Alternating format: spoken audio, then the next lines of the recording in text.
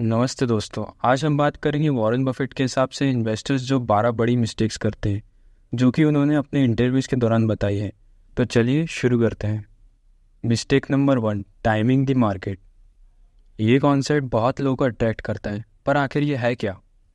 It simply means stock को लो price पर खरीदना और हाई प्राइस पर बेचना। बट वॉरेन बफेट और चार्ली मंगर इसको कभी सीरियसली नहीं लेते। उनका कहना है, मार्केट की जगह फोकस करो इंडिविजुअल कंपनीज पर। मार्केट को प्रेडिक्ट करने वाले लोगों की हिस्ट्री अच्छी नहीं होती है। प्रेडिक्ट करना मार्केट को लगभग इम्पॉसिबल है, क्योंकि बहुत सारे वेरिएबल्स होते हैं। आज के दिन में क्या governor of RBI interest rate बढ़ाएगा या नहीं, ये खुद उनको भी नहीं पता है। लेकिन एक इंडिविजुअल कंपनी के बिजनेस मॉडल, रेवेन्यू और ग्रोथ को एवेल्यूएट करना मुश्किल नहीं है। बफेट के अनुसार फोकस होना चाहिए सिर्फ दो चीज़ों पर, जो इम्पॉर्टेंट हो और जो नोएबल हो। मार्केट का फ्यूचर इम्पॉर्टेंट है, पर नोएबल नहीं। इसीलिए बफेट कहते हैं, फोकस करो कंपनी के फंडामेंटल्स पर। ये इम्पॉर्टेंट और नोएबल दोनों है। कभी कभी तो आपकी सिलेक्टेड कंपनीज के साथ बहुत बुरा होगा ड्यू टू मार्केट कंडीशंस, लेकिन लॉन्ग टर्म में अच्छी कंपनीज हमेशा अच्छा ही परफॉर्म करती हैं। So instead of wasting time in predicting the market, spend that time in understanding and selecting business solid companies for your portfolio. Mistake number 2, getting attached to your purchasing price. इस graph को देखिए, जो इन्फोसिस के पिछले 1 महीने, 1 साल और 5 साल के रिटर्न के बारे में बताता है। मान लो महेश ने लास्ट मंथ इन्फोसिस का स्टॉक खरीदा और अब उसका 6.39% का रिटर्न है। महेश तो अब बहुत खुश होगा। दूसरी तरफ दिलीप ने लास्ट ईयर इन्फोसिस का स्टॉक खरीदा और उसका रिटर्न सिर्फ 1.58% है। और सिमरन ने 5 साल पहले इन्फोसिस का स्टॉक खरीदा था, जिसका रिटर्न अभी तक 99% हो चुका है। तो सवाल ये है, क्या ये सब चीज़ें मैटर करती हैं? महेश, दिलीप और सिमरन को इन्फोसिस के प्राइस के साथ अलग अलग बिहेव करना चाहिए, क्योंकि उन्होंने अलग अलग टाइम पे स्टॉक खरीदा था। जब हम इसको ऐसे प्रेजेंट करते हैं तो जवाब आसान हो जाता है। जवाब है नो। आज के डिसीजन में सिर्फ एक ही चीज़ मैटर करती है, और वो है इन्फोसिस का फ्यूचर परफॉर्मेंस। अगर आप इमोशनली अपने परचेसिंग प्राइस से जुड़ जाते हैं तो आप एक बड़ी मिस्टेक कर रहे हैं। इन्फोसिस का स्टॉक आपके परचेसिंग प्राइस के बारे में बिल्कुल भी नहीं सोचता। Stocks have no empathy.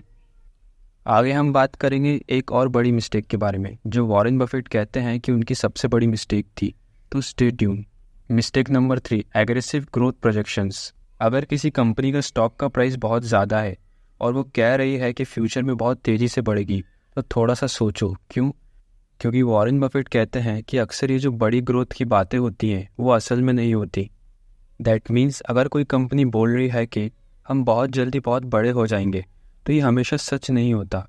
Buffett कहते हैं कि रियल ग्रोथ धीरे धीरे होती है और सब कंपनीज नहीं बढ़ पाती इतनी तेज़ी से। तो अगर आप पहली बार स्टॉक मार्केट में इन्वेस्ट कर रहे हो, तो बस इस बात का ध्यान रखो कि सिर्फ बड़ी ग्रोथ के वादे पे मत जाओ। पहले कंपनी को अच्छी तरह समझो, उसके फंडामेंटल्स देखो, फिर इन्वेस्ट करो। इससे आपका पैसा सेफ रहेगा और मेन बात, प्रॉफिट भी होगा। Mistake number 4, using a lot of leverage. Leverage trading का मतलब है कि आप उधार के पैसों से भी ट्रेडिंग कर रहे होते हैं। इससे आपका प्रॉफिट तो ज़्यादा हो सकता है, लेकिन नुकसान भी उतना ही ज़्यादा हो सकता है। मान लो आपके पास 1000 रुपये हैं और आपने 10 टाइम्स लेवरेज यूज़ किया। अब आपके पास 10,000 रुपये हो गए ट्रेड करने के लिए।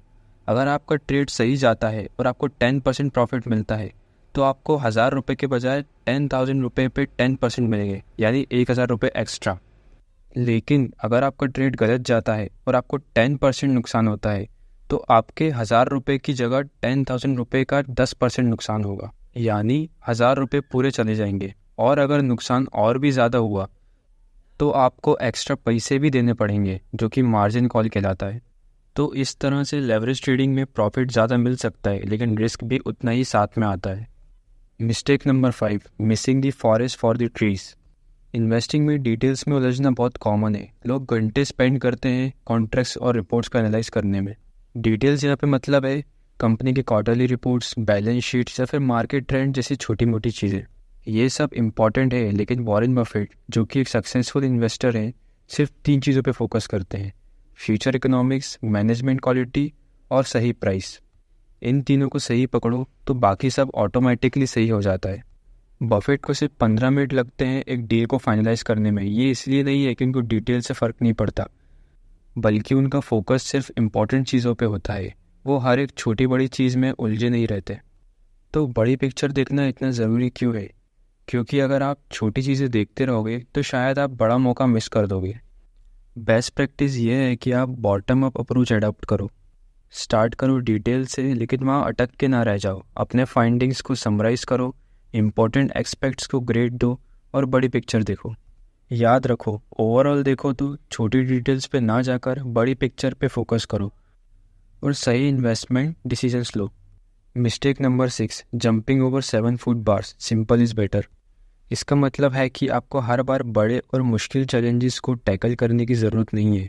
इससे रिलेट करते हुए वॉरेन बफेट और चार्ली मंगर कहते हैं कि सिंपल बिजनेसेस जिन्हें आसानी से समझा जा सके वो लॉन्ग टर्म में बेहतर होते हैं। उनका कहना है कि आपको 7 फुट उचकने की कोशिश नहीं करनी चाहिए, जबकि 1 फुट उचकना भी काफ़ी है। यानी आपको बड़े कॉम्प्लिकेटेड बिजनेसेस में इन्वेस्ट करने की जगह सिंपल और समझने लायक बिजनेसेस में इन्वेस्ट करना चाहिए। तो ये 7 फुट और 1 फुट की बात सिर्फ एक तरीका है समझाने का कि ज़िंदगी में और इन्वेस्टिंग में सिंपल चॉइसेस ऑफन बेटर होती है। आपको ज़्यादा रिस्क लेने या कॉम्प्लिकेटेड चीज़ें समझने की ज़रूरत नहीं है, सिंपल रहकर भी आप प्रॉफिट कमा सकते हैं। Mistake number 7, shrinking your universe of opportunities. इसका मतलब है कि इन्वेस्टमेंट के दौरान अपने ऑप्शंस को लिमिट मत करो।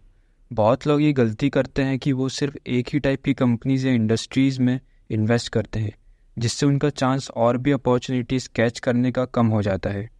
ये समझने के लिए सोचो, आप फिशिंग कर रहे हो।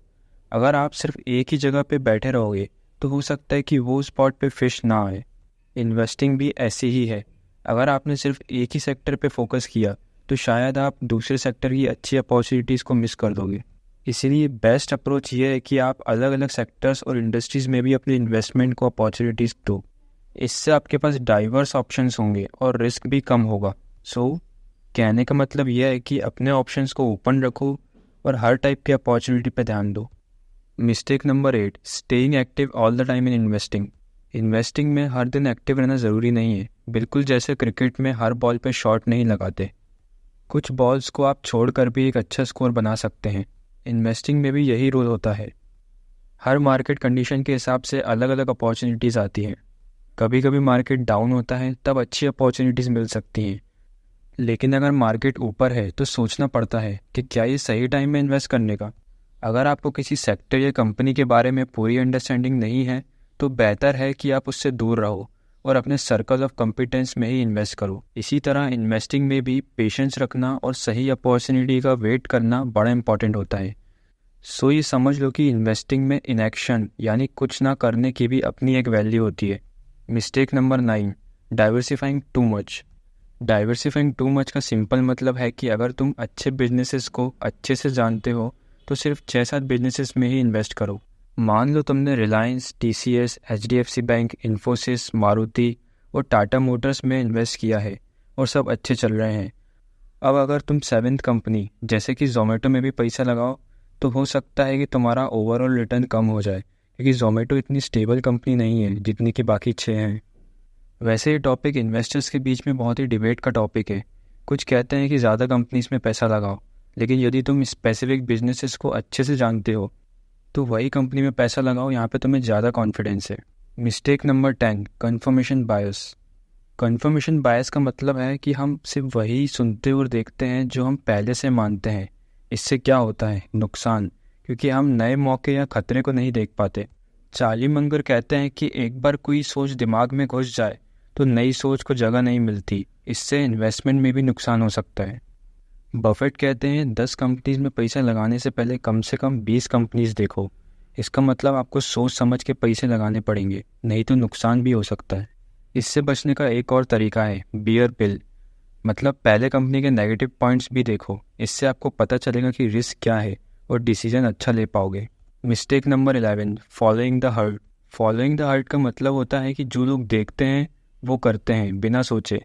इन्वेस्टिंग में ये रिस्की हो सकता है। वॉरेन बफेट और चार्ली मंगर दूसरे लोगों के एक्शन से इन्फ्लुएंस नहीं होते। उनका कहना है अपनी अलग सोच रखो। यदि आपने कोई स्टॉक रिकमेंड किया और सब उसे पसंद कर रहे हैं तो सोचो कुछ तो गड़बड़ है। क्यों?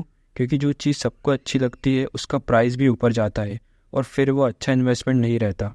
अगर सबको कोई स्टॉक अच्छा लग रहा है और उसका प्राइस ऊपर जा रहा है तो शॉर्ट टर्म में तो ये अच्छी बात है, लेकिन लॉन्ग टर्म में अगर स्टॉक का प्राइस अपनी एक्चुअल वैल्यू से ज़्यादा बढ़ जाए तो वो रिस्की बन सकता है। इसको हम ओवर वैल्यूड कहते हैं। ओवर वैल्यूड स्टॉक में इन्वेस्ट करना रिस्की होता है क्योंकि उसका प्राइस कभी भी गिर सकता है। इसलिए स्टॉक के प्राइस बढ़ने से वो ज़रूरी नहीं है कि वो अच्छा इन्वेस्टमेंट हो। इन सब का सिंपल मतलब है दूसरे क्या कर रहे हैं उससे फ़र्क नहीं पड़ना चाहिए। अपनी रिसर्च करो और अपने डिसीजंस लो। हर्ड मेंटलिटी अक्सर गलत होती है और इसमें पैसा भी डूबता है। इसलिए अपना अलग रास्ता चुनो और सोच समझ के इन्वेस्ट करो। Mistake number 12, mistakes of omission. इसका मतलब है जो काम करना चाहिए था लेकिन नहीं किया। ये भी एक प्रकार की इन्वेस्टमेंट मिस्टेक होती है। यहाँ एक इम्पॉर्टेंट कॉन्सेप्ट है, circle of competence. Circle of competence का मतलब है वो एरिया जहाँ आपको सबसे ज़्यादा समझ है। जैसे किसी को कार्स के बारे में बहुत पता हो तो उसकी सर्कल ऑफ कॉम्पिटेंस में कार्स आएंगी। अगर कुछ भी आपके सर्कल के अंदर आता है मतलब आपको उस चीज़ के बारे में अच्छी खबर है और फिर भी आपने एक्शन नहीं लिया तो ये बहुत बड़ी गलती है। वॉरेन बफेट का एग्जाम्पल ले लो। उनको वॉलमार्ट अच्छी तरह से समझ आता था, लेकिन जब उसका स्टॉक प्राइस बढ़ा तो उन्होंने और पैसे उसमें इन्वेस्ट नहीं किया। वो सोचते रहे कि उसका प्राइस कब नीचे आएगा, पर उसका प्राइस कभी नीचे आया ही नहीं और इससे उनको एक बहुत बड़ा नुकसान झेलना पड़ा, जो कि है $8 बिलियन का। तो अगर कोई अपॉर्चुनिटी आपके सर्कल ऑफ कॉम्पिटेंस में आती है तो देर मत करो, पूरी तरह से इन्वेस्ट करो। ये थे हमारे वीडियो के 12 डेडली सिंस ऑफ इन्वेस्टिंग। क्या आपके पास भी कुछ सिमिलर एक्सपीरियंस या टिप्स हैं तो कमेंट में ज़रूर शेयर करें। मिलते हैं नेक्स्ट वीडियो में।